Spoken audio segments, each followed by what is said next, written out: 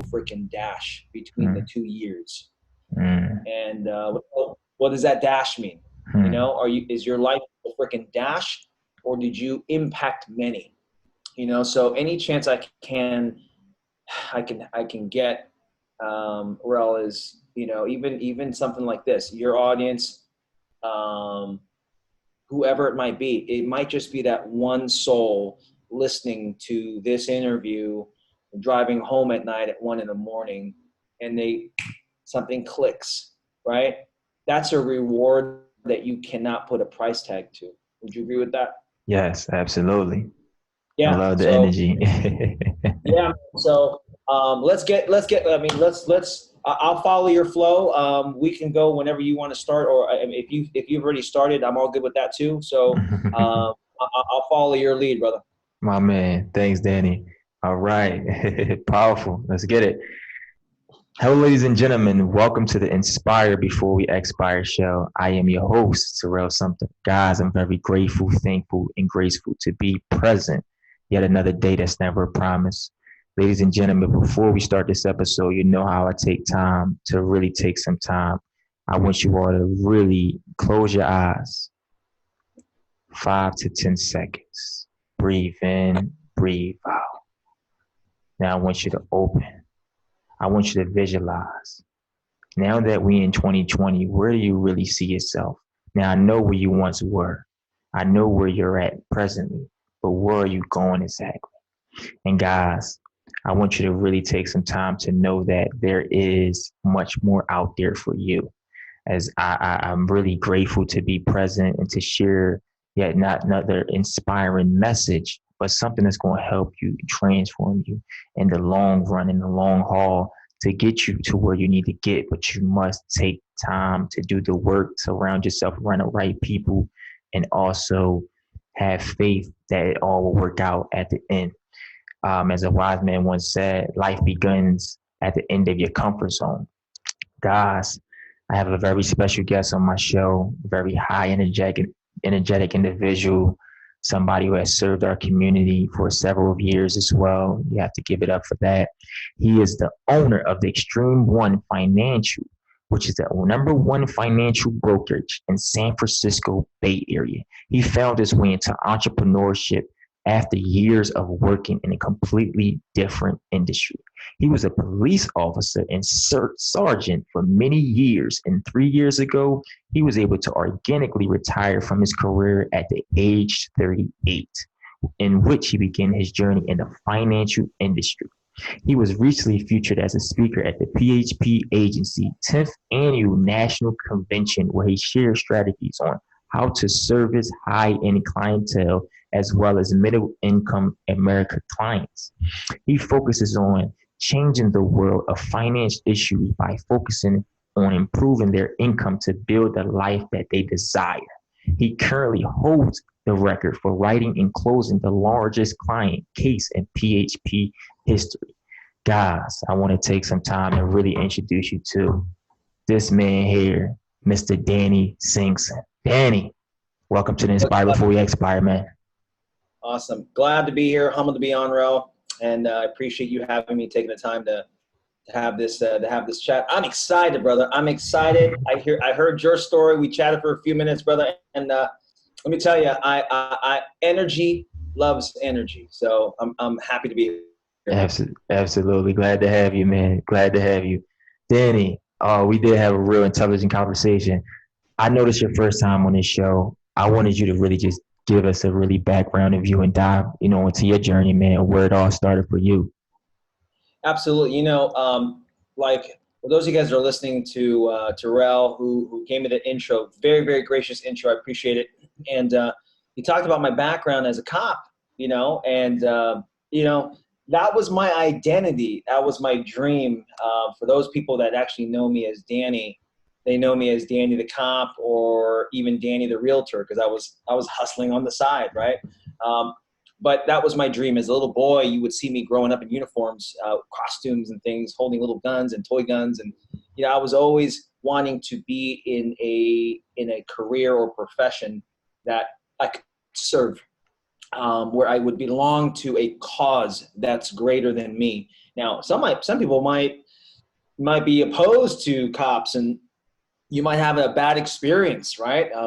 Let me say this as a disclaimer. Whatever bad experience, okay, that you've ever had has nothing to do with me, right? I'm a human being. I was in a profession, represented a badge and a uniform that represented something to defend people that couldn't defend themselves.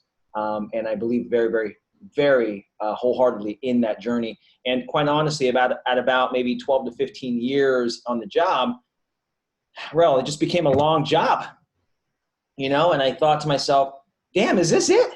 If you see someone that is retiring or that has retired from your profession, whatever job or career, that might be, and if you don't like what you see, that's going to be you, right? I mean, if you don't change that, that's going to be you. So that scared me.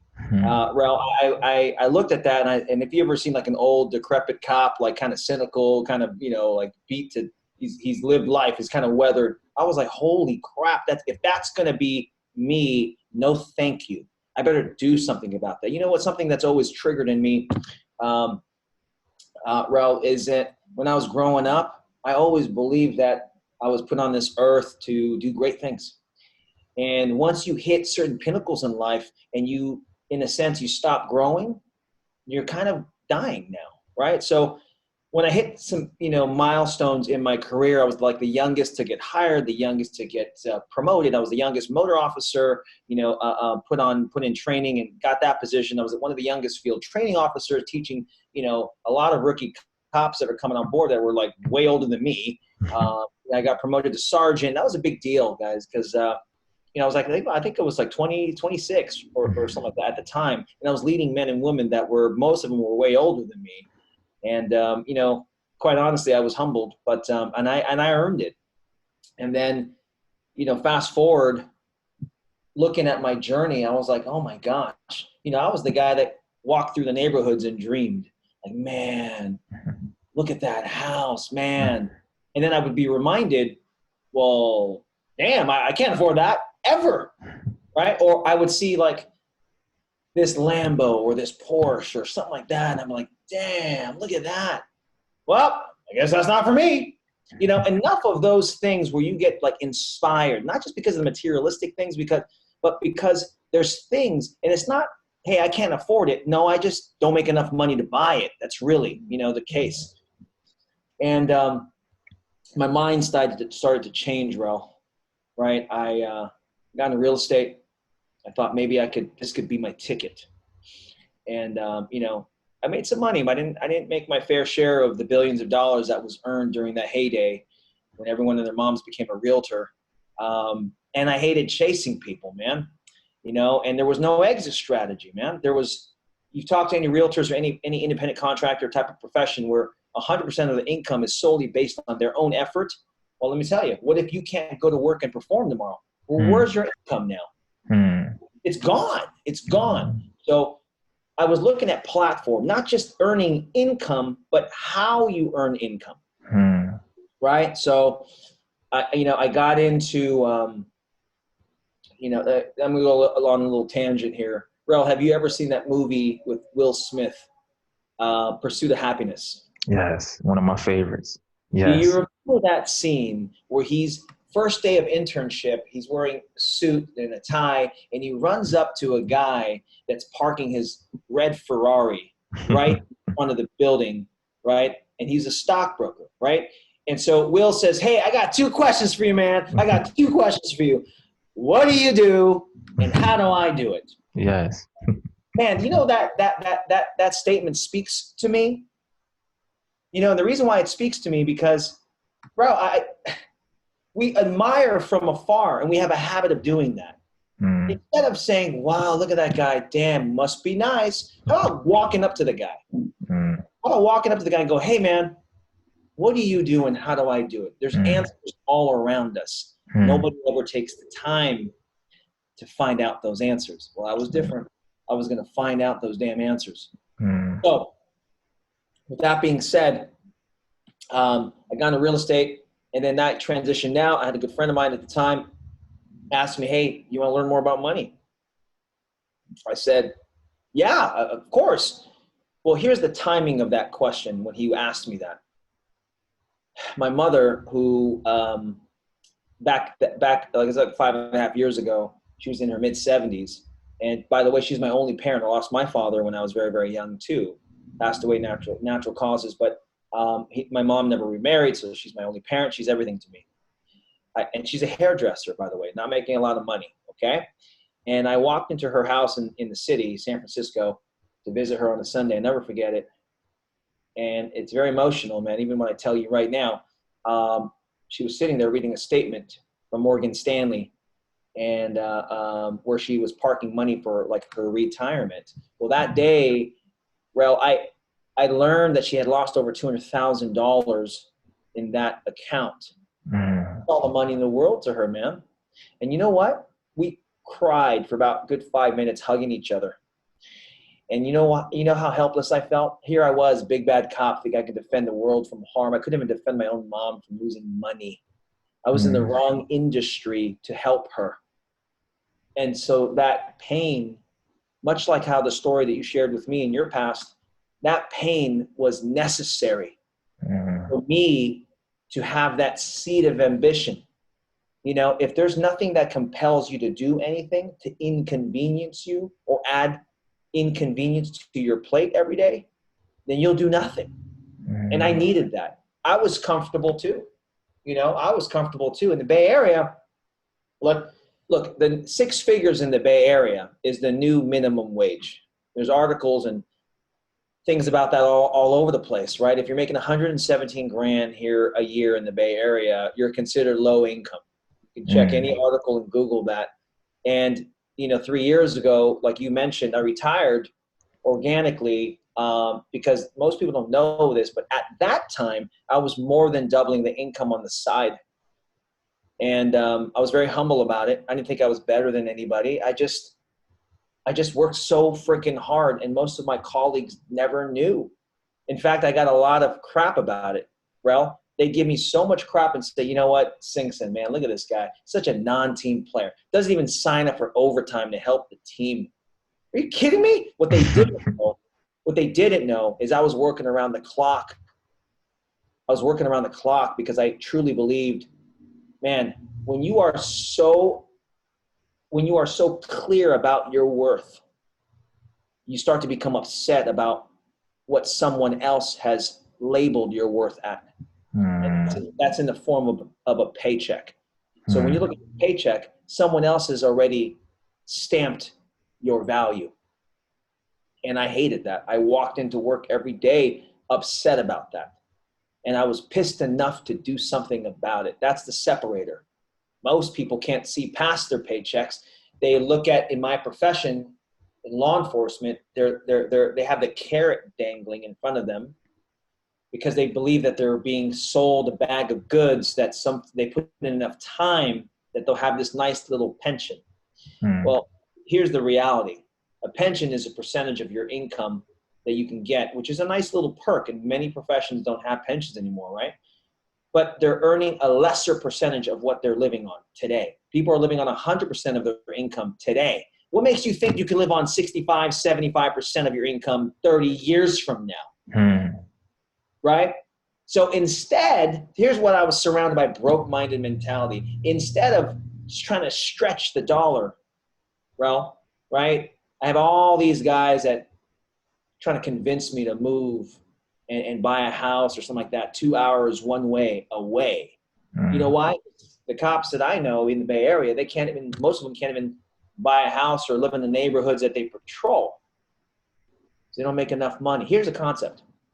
Instead of trying to stretch your dollar, right, to make ends meet and justify the amount of money that you make, here's a concept. How about just make more money? Right? That's like that kind of blows your head out, right? It blows your head off. And I was surrounded by that. People don't realize your environment, Rel, absolutely is killing you slowly. I did an exercise last night in training in my office, and I asked people, who are the top 5 people that are closest to you, that you spend the most time with? And they started jotting down names.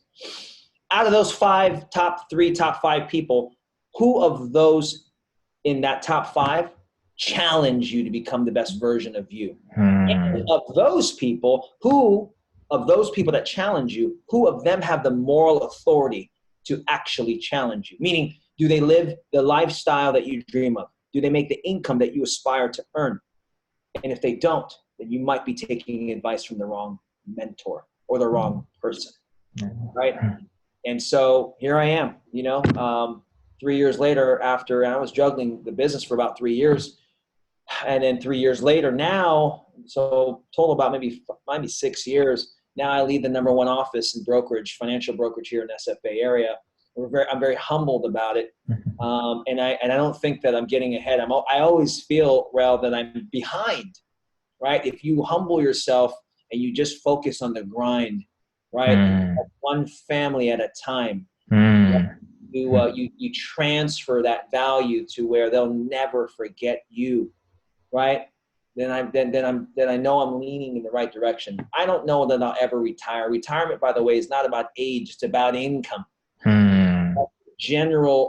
That's the general philosophy out there, which is, I'll hit a certain age and I'll hit 65 and I think I'll retire.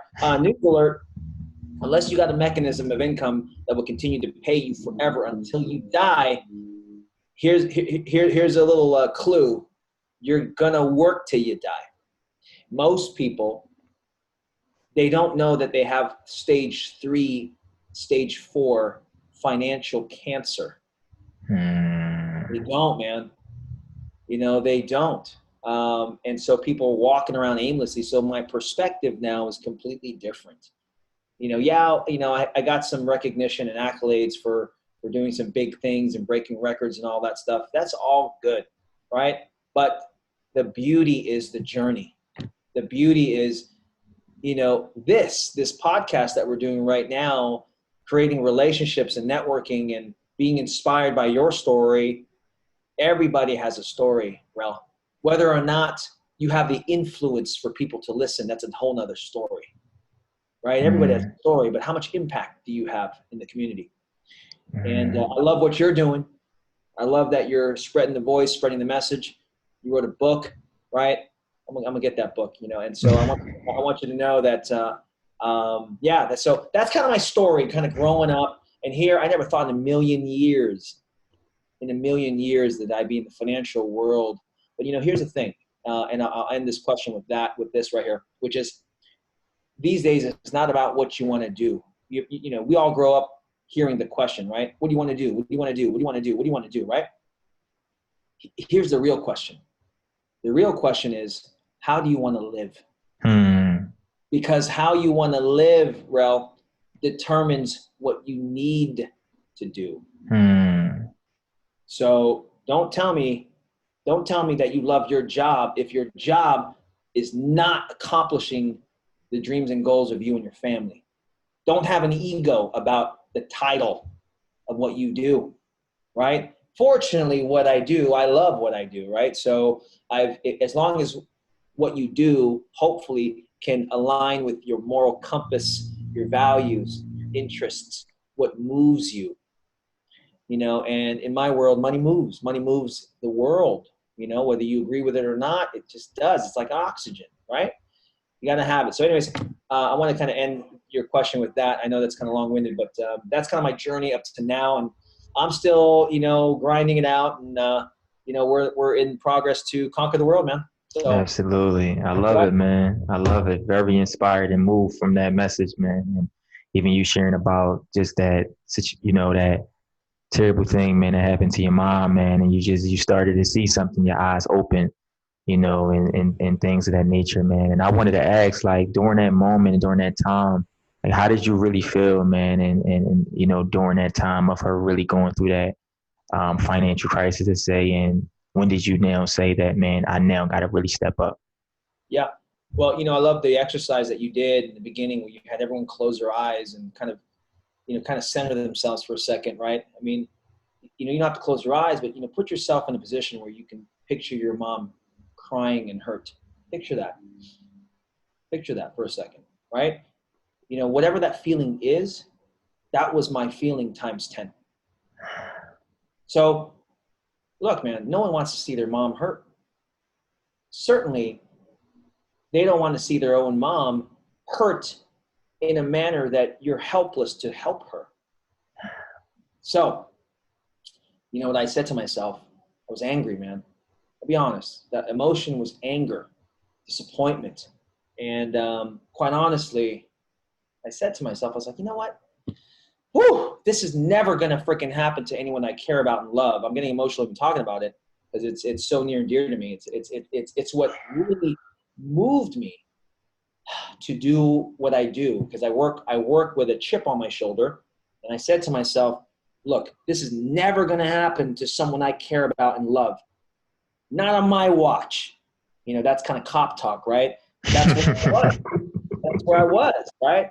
It's never going to happen again to someone I care and love about. Love, not on my watch. And so, yeah, man. I mean, the emotion was real. It's still very real, as you can tell right now. You know, because, man, yeah, some people might say, well, it's just money. Well, look, money is life. You know, that's her livelihood. And as a son, her only son, to feel like maybe you let your mom down, right? Like you didn't stand in front of harm's way when you maybe could have. My only regret, I don't have any regrets of that happening. That had to happen for me to feel pain, to move me to out of my comfort zone. But my only regret is what I'm trying to solve now, which is to help people understand they don't have to be that ignorant. Yeah. You know, the cause of financial illiteracy is very, very real. They don't teach these things in school. And if I can help one soul, one brain, one mind, I don't care how young or old you are, to never, ever be caught with, you know, with your guard down like that because you lack knowledge, that's what moves me. What inspires me, man. Absolutely. You know, honestly, our system is not designed, even our school system, man, it's not designed to help you achieve greatness. School system is designed so that you can have a nice little diploma and maybe the requirements of your job will hire you. So you go to school to be someone else's bitch, you know, excuse my French, right? Like, you know, I mean, this country wasn't built on slavery. We have a dark past of slavery, right? Not so far away from, I mean, not so far back in the past. It's crazy, man. You know, and but our country was founded on capitalism, on entrepreneurship. It took a handful of crazy individuals to have vision, so that other people could have opportunity and support their families and create income, right? So, anyways, that's how I feel about it. And as you can tell, it really is even a sensitive thing for me now. But it's the seed of my ambition. Yeah, absolutely. Yeah. Yeah, thank you for sharing, man. And I know that Gina, I'm proud of you. You know, you bounce back and the man above will always make it possible. But I wanted to ask, man, I got a lot of young listeners listening right now, and they're just not sure their direction. They may not have a vision. They're just still in that stuck environment surrounded by negative people. What advice would you give them to really help move them in the right direction and to really chase something much more bigger than what they see already? Yeah. You know, some people have people that they follow in this day of social media, right? You might follow Gary Vee, you might follow Tony Robbins, Grant Cardone, Andy Frisella, you know, whoever, right? You might follow even our agency CEO, Patrick Bet-David. He runs a #1 entrepreneur channel on YouTube called Valuetainment. It's got 1.8 million subscribers and growing. You know, but here's my thing. I caution you who you take advice from, period. The person that you seek mentorship from or even advice from, qualify where your advice is coming from. Now, if your parents are giving you advice, it doesn't mean that they don't love you. It doesn't mean they don't care about you. But your parents could absolutely be dead wrong with the advice that they're giving you. Why? If they, and this is with respect to even my mom, but my mom can't teach me how to make millions of dollars. My mom's a hairdresser, okay? So you have to qualify where you take your advice from. That's #1. Okay, number one. And number two is that person, does that person have the moral authority to give you the advice? People just want to give you advice, man, right? They just, whether it's good or bad, they just want to give you their opinion. But the moral authority lies within their experience. Does that make sense? Do you have Yes. the experience to give me this advice? It's kind of like, hey, Rel, who would you rather learn how to fly a plane from? A teacher or a pilot? Right? A pilot all day long, because that person has actually done it. Yes. Don't teach me classroom stuff. Don't teach me theory stuff. You mean well, but you haven't done it. Right? There's four pillars for your listeners in any industry. In my opinion, this applies in any industry. Actually, you know what? Let me make it 5 pillars. I'll give you an extra one. Number one is you got to be in the right platform to achieve your goals. If your goals are lofty, you go, man, I want to buy that. I'm going to buy that Ferrari. I'm going to buy that multi-million-dollar house. But you're a janitor? I'm not knocking on janitors. But, hey, a janitor can't moan and complain and say, hey, yo, I'm pissed off, man. I didn't make $500,000 this year. I'm sorry, what do you do? Well, I'm a janitor. Well, come on, man. I mean, you don't even have the option. That's like me saying, hey, Ralph, let's go to Dubai next month. I'll drive. Wrong vehicle. Wrong platform. Number two is you got to have the right mentorship, brother. That's number two. Number three is you have to have and respect and have in your life the right leadership. Somebody's got to hold you accountable other than you. Because how can you teach you things you don't know? Exactly. Number four is you have to be in the right culture.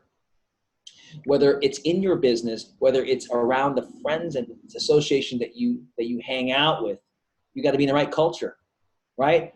If you're the guy making the most amount of money in your association, let me tell you, you might be hanging around the wrong people. Why? Because they're looking up to you. Well, how do you grow yourself now? You're constantly pouring into others. Who's pouring into you?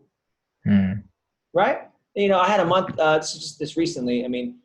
Gosh, I'm saying this. And by the way, look, there's so many people that make so much more money. Okay. But I had a month, this was like the other month, right? It was more than more significantly more than 6 figures in a month, income.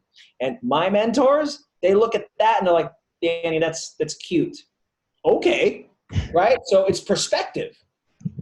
It's perspective. Like, damn, keep me humble. Let me keep growing, okay? Number 5 is in whatever industry that you're in, you should have an accurate and dependable system. People are winging it, man. People are winging it at best. They don't have any clue. They say stuff like, yeah, you know what, man, I'm just going to figure it out. That's code for you ain't got anything going on. You have zero plan. Yeah, man, I don't need anyone, man. I got this taken care of. I'll figure this out on my own. Really?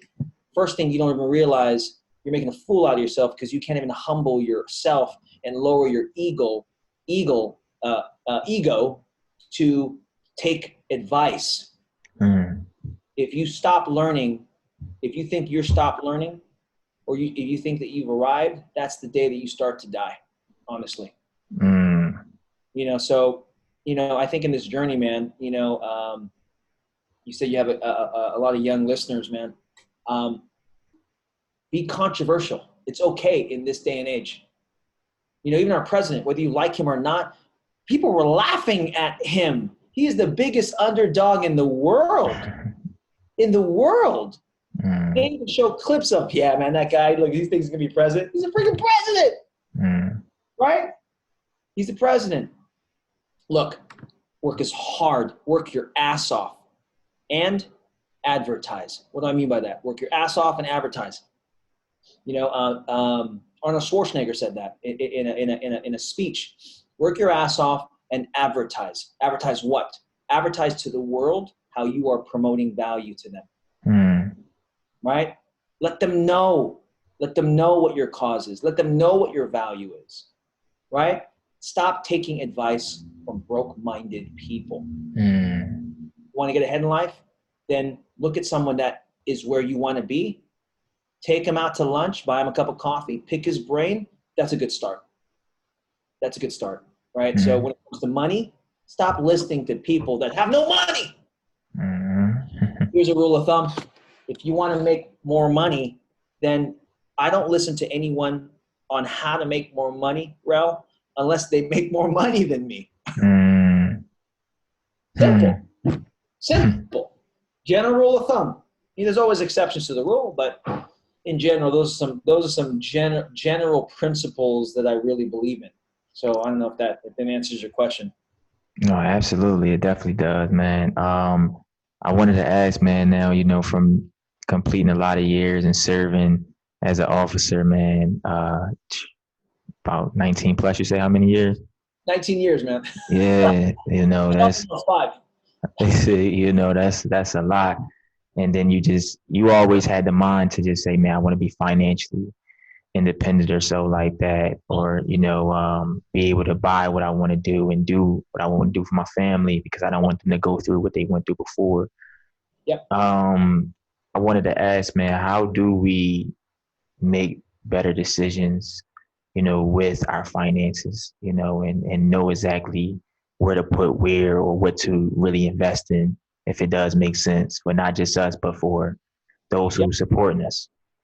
Absolutely, man. I think that if you take standard advice from all of the what I call sheep herding mentality out there, middle America is not exposed to things that the wealthy 1%ers are exposed to. I'm sure without even you knowing that, you could assume that that's probably accurate. Otherwise, you wouldn't be part of the 99%. So look, when it comes to saving money and investing, here's a good principle to live by. Pay yourself first.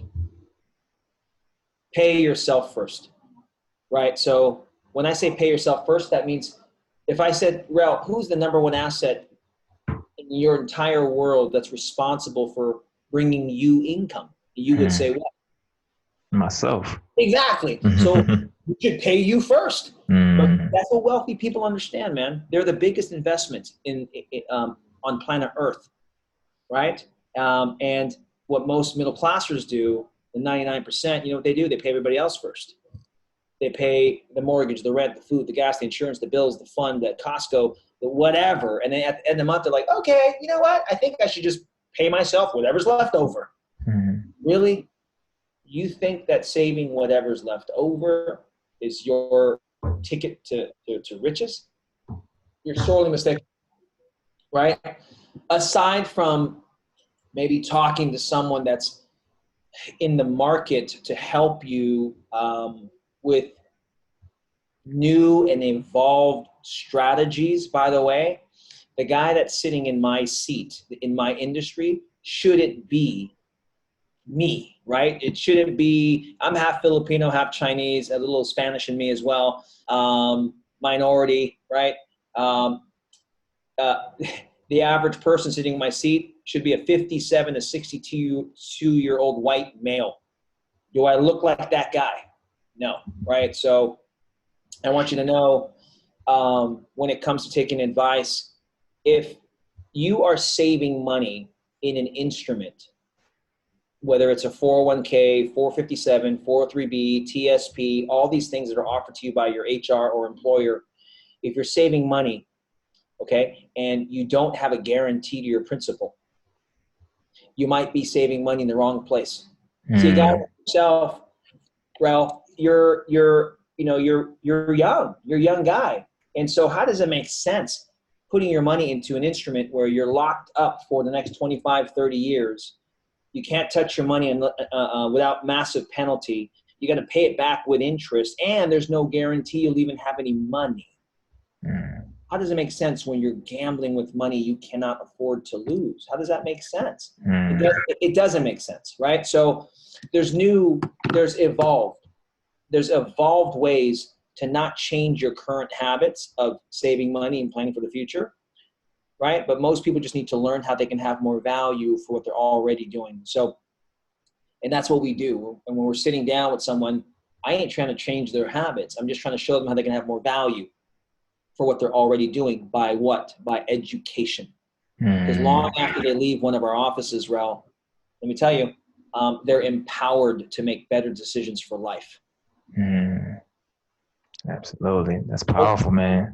Hopefully that makes sense. Yeah, absolutely. That's real powerful. I love the each statement that you just gave. It just was, what's the biggest challenge you would say thus far, man, of building your company and building the people around you? Now, it's a two-part within, retiring from law enforcement and taking that next step into your next chapter, and also now being in the finance and really making it to where you at. Like, what was those two biggest challenges? I think number one is transitioning from an employee mindset to an entrepreneur mindset. And here's the reason why. Most people, they suck at being their own boss because no one else is holding them accountable, right? You show up to work because there's some consequences if you don't. If you're constantly late, all of a sudden you might be written up, you might be suspended, you get fired. And that infringes upon your livelihood, your paycheck. As an entrepreneur, I don't get written up if I don't show up to an appointment or to the office or, out in the field. If I just decided to, I don't want to do this today, I can do that. So that's good and bad, right? The bad thing is a lot of people don't know how to handle.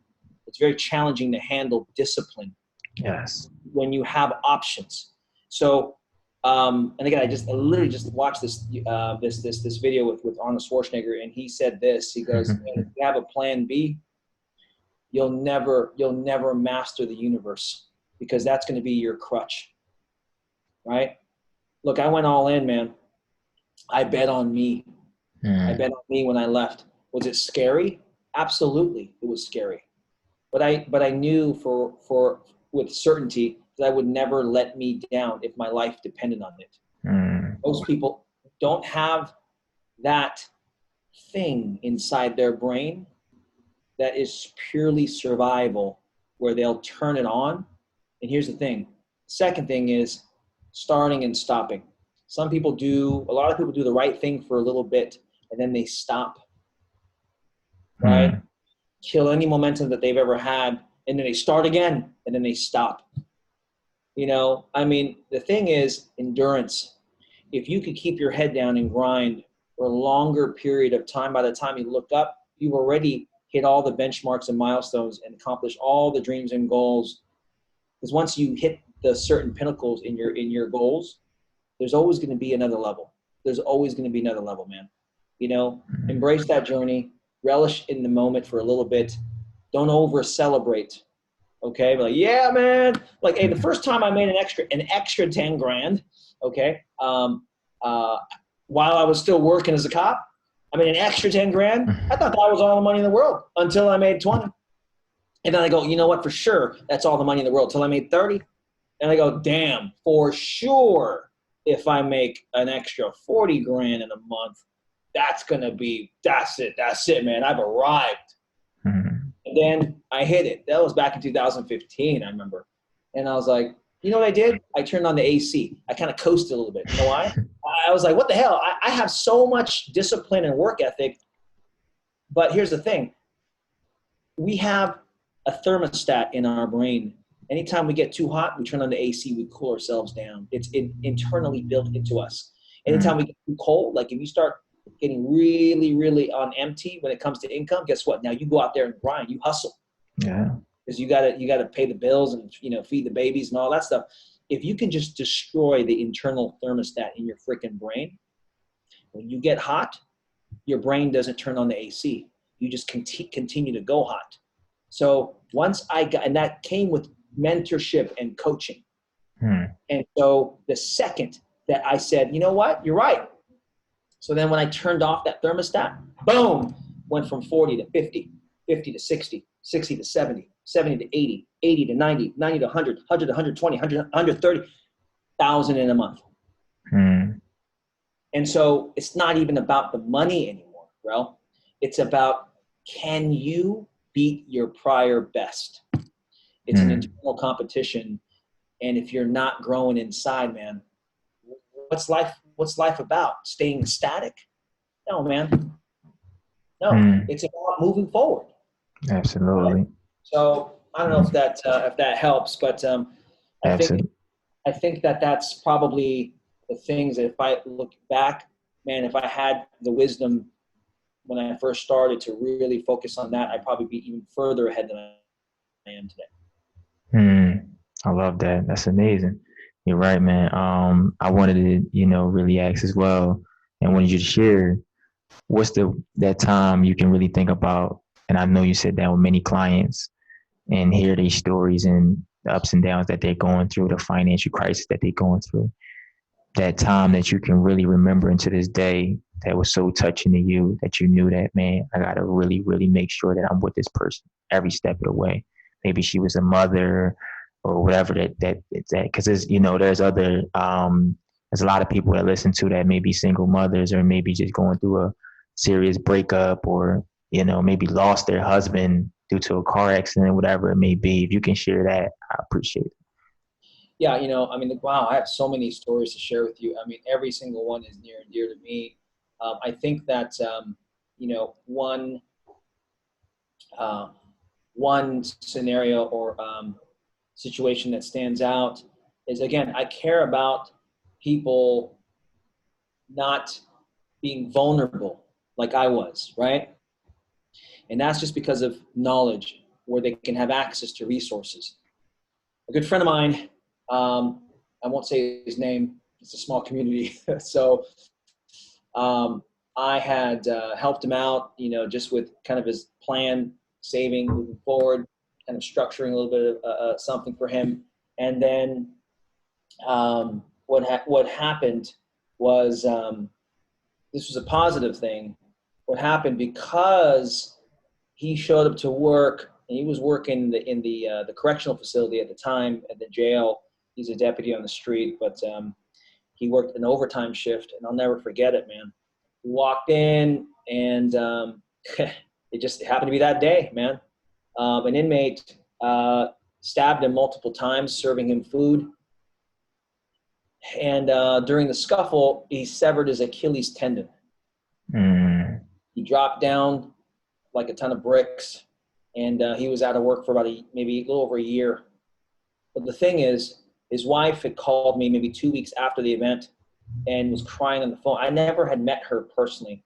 I knew the name, but she had called me and she goes, Danny, she was crying. She said, you know what, Danny, thank you so much for helping my husband.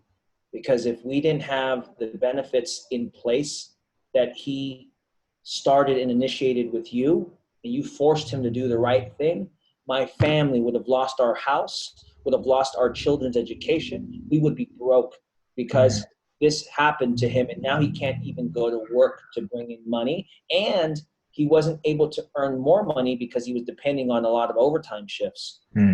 It was like a tightrope act, man. Like if one thing went wrong, there goes his entire world financially. And because we set him up with the resources that he didn't have to come out of his own pocket to pay for those costs, now I set him up with a scenario where he had income replacement. And so that was a story that kind of stands out to me, very, very deeply, because that was near and dear to me, right? I mean, I felt good about the families that we serve and the people that we educate, because now they have knowledge to access resources that they never even knew existed before. So that's a story that kind of stands out to me, and every day I remind myself why I do what I do, and it keeps me going. Absolutely. That's amazing, man. And I know that meant so much to that family as well. And, to the wife and the children, because, when you're in that field, these are things that happen and you got to be prepared for it, right? But he had a good friend and a good partner like yourself who was able to step up and do that, and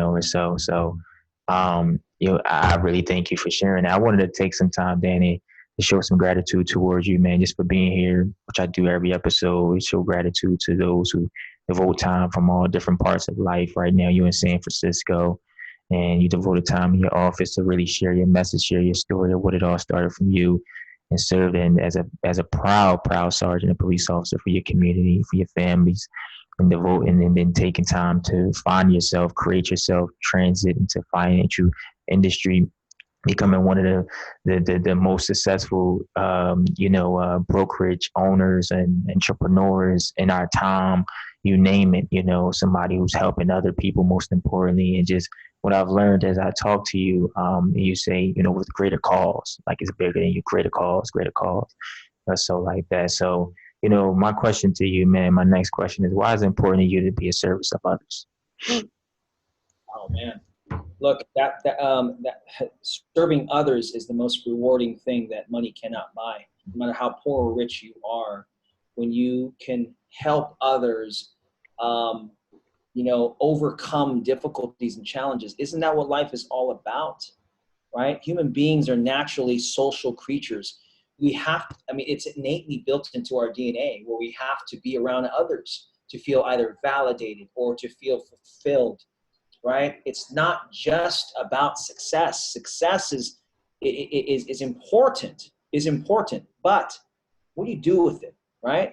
Look, if someone's already a giving person and they're very, very generous, you know what money does? It's an amplifier.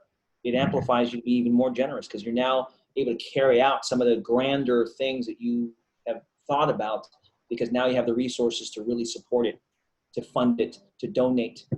Right? Now, if you're a jerk with a lot of money, you're just a jerk with a lot of money. Mm-hmm. You know what I mean? So, you can be selfish with it too. Money's a tool. Well, it has no emotion. It's attached to people with emotions though.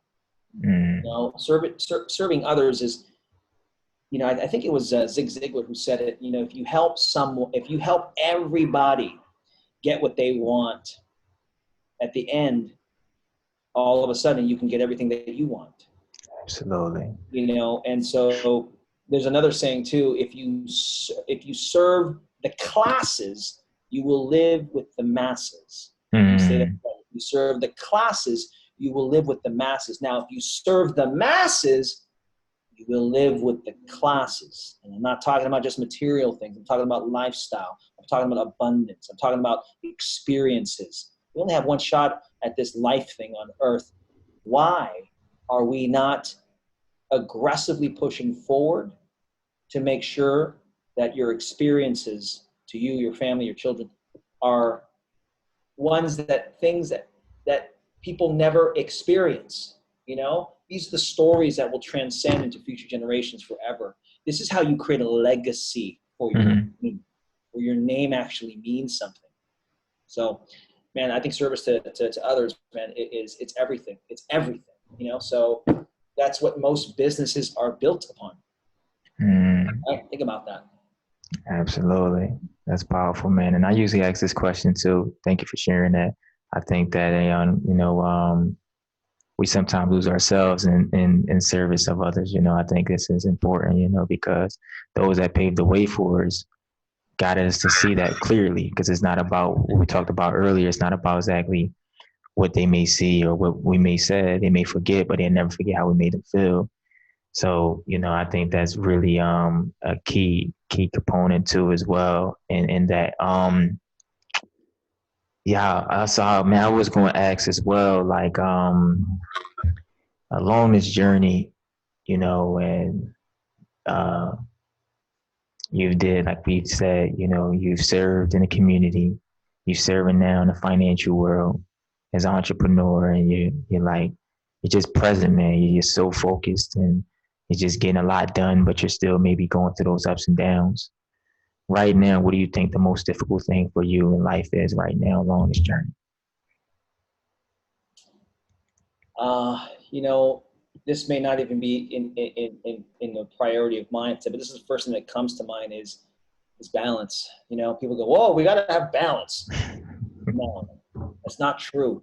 You have to have a great deal of imbalance in order to accomplish great things. There's got to be sacrifice. I sacrificed a lot, and I still do. But because I believe in the journey, I believe in the cause. Like, for example, you get people that sacrifice, talking about donating time and servicing others. Some people do that to a fault where it doesn't even help their families. Like they're and I'm not knocking it. There's nothing wrong with it. You donate time to your church or the community. You do all this volunteer stuff. When your family is broke, when your children will never, ever understand a lifestyle that you dream of because mommy and daddy haven't worked hard enough, right? This is all filler time, right? To justify maybe you losing. I don't mean that in a condescending way, but you got to figure out whatever it is or wherever you are in life is the needle in your life financially moving forward. If it's not, then you need to figure that out.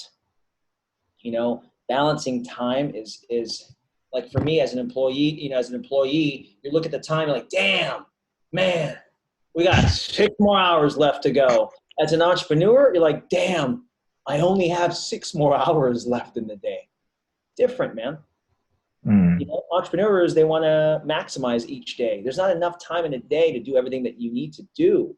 Employee, I'm not knocking employees. You still need a job and all that stuff. But truly, and again, this might be controversial, but JOB, you know what that stands for? Journey of the Broke. I'm sorry. I've never met someone with a JOB that I go, damn, I want that lifestyle. Right? Because an employee, they look up and they see their boss. When I look up, I see the sky. I don't know. It's different. It's a lot nicer view. So look, my message to you and your audience, man, is everyone out there wants to kill it. Everyone wants $500,000 to fall out of the damn sky onto their damn lap, so long as they don't have to change any of their behavior. Well, that's ridiculous, right? I had to massively, bro. I go into the damn gym 15 minutes before it closes. I get the awkward look from the front desk guy, like, "Excuse me, sir, we only got 15 minutes." That's all the time I got. I'm gonna do it anyways. Tired as all hell, I'll still do it, man. I'll still do it. How we spend our 24 hours in a day, Rel, is completely different, in my opinion, right? I mean, everyone has the same time. Everyone has the same resources. It's not about it's not about how much resources you have, man. It's how resourceful you can be. That's the separator. I love that. So, yeah, I think it's balance, man. Balancing. I'm always very heavily imbalanced. There'll be days. I mean, yesterday I didn't even eat till it was 4:00 in the afternoon, and I've been up since 6. I'm like, oh yeah, why am I feeling a little lightheaded? Oh yeah, I forgot to eat. Right? I don't eat like, oh, it's lunchtime, it's 12 o'clock. No, man. Like, bro, when some of my colleagues, they'll go out and have a 2-hour lunch or whatever, but I've already done 6 appointments within that time. Are you kidding me? No wonder why you're failing. Absolutely. I love that. That's amazing, man. I wanted to ask, man, as well as when it's all said and done, Mr. Danny Singson. When it's all said and done, what do you mostly want to be remembered for? That's a great question, brother. That's a great question. I want to be remembered for my last name that created such a huge movement to curing financial ignorance out there, that cause and that movement alone is synonymous with my last name. And I will go to my grave making sure I can help as many souls as possible find better versions of themselves and improve their financial circumstances, because it's a mission of mine. Again, it started from a seed of pain, and it's going to be my life's work now to make sure that the name can be remembered, right? Instead of wearing someone else's name on a damn jersey, how about your name? What does your name mean? I will never wear another man's name on my back, ever. I don't care if it's sport. Oh yeah, I got Curry, man. I got LeBron. Hey man, what about Singson? What about Sumter? How about put that damn jersey name on your back? Have that mean something, right? When you walk into a room of 1 million, 2 million, 3 million people, do you have to introduce yourself? If you do still, then you haven't made enough impact. It's powerful, man. Shit, that's powerful. For real. Listen, dang, that gave chills right there, man. Danny, Man, if you could share the social media, website, everything that people can connect with you, good brother, and everything, that'd be awesome. I'm actually in the process of revamping, and we're creating a whole new website, extreme1financial.com, the letter X, TRME, number one, financial.com. That's still in process. It'll be probably done by March, where it's fully operational. My social media, you can find me on Danny Singson1, DANNYSINGSON, the number one, because we're always number one, baby, right? Yeah. on Instagram, and then Danny Singson on Facebook, and then at Danny Singson on Twitter. My man, 2020, Danny, what you got coming up, man? What you looking forward to mostly? Oh man, 2020, man, we're looking to. I mean, as a company, and personally, we're looking at 10x, man. We're looking at 10x our goals, our finances, our opportunities. I'm looking to, man, I'm definitely looking to meet you in person. So look, 2020 is a year of possibilities, man. Not only did we end another year in 2019, we ended a decade. This is a new decade, right? So look, man, time is precious. Can we reinvent ourselves in 2020? Forget about resolutions, man. Forget about resolutions. Can we reinvent ourselves to the person that you want to become? And let's compress time frames. What you see yourself in the next 10, 20 years, do it this year. Do it this year. There you go. There you go, people. Powerful, powerful message from the one and only Mr. Danny Singson. Ladies and gentlemen, go ahead and leave us a review on iTunes. Let us know what stood out, what intrigued you most from this interview with Mr. Danny. Also, go ahead and follow and connect with him as well. Support his mission at Danny Singson, all social media. Learn from him. Patrick B. Davey, the guy he works with, partner with, mentor from. And he's also the record holder in this company for the largest client lists and signings and you name it. This gentleman is doing some to be humble more about it. He's doing some phenomenal things, guys. But he's humble, and he come from humble beginnings and things of that nature. But most importantly, it's that why that stands behind of why he do what he do. So there you have it, people. Listen, Danny, before we get out of here, any last words you want to share with the people that you haven't got to share with anybody in such a long time? You know what, man? I think that's the one message that I always like to even say towards in the beginning of the end is you got to have a sense of urgency. Stop thinking you got enough time. Even if you're 21, 22, you don't have all the time in the world, right? Start breaking barriers. Start breaking the norm. Go against the grain of mediocrity. And I have a bracelet that I wear, and if someone wants to get it, I can send it to them, but I give it to only my team members. On one side of the bracelet, it says committed to excellence on all levels. And then on the other side, it says I'm allergic to weakness. I love that. Right? And then on the inside of the bracelet, it says Extreme One. We're very, very honored to have been represented here through me on your show, on your podcast, brother. And, hey, I definitely want to meet you and shake the hand in person. I love your story. You're doing amazing things. Let's let the Sumter name be the only name you wear on your freaking jersey from now on, and make sure that name is synonymous with greatness. So, and I believe you, brother. I appreciate the time. And, man, this was an awesome meeting. There you have it. There you have it, folks. I'm Terrell Sumter. That's the one and only Mr. Danny Singson. This is Inspire Before We Expire, and we're out. Woo! My man.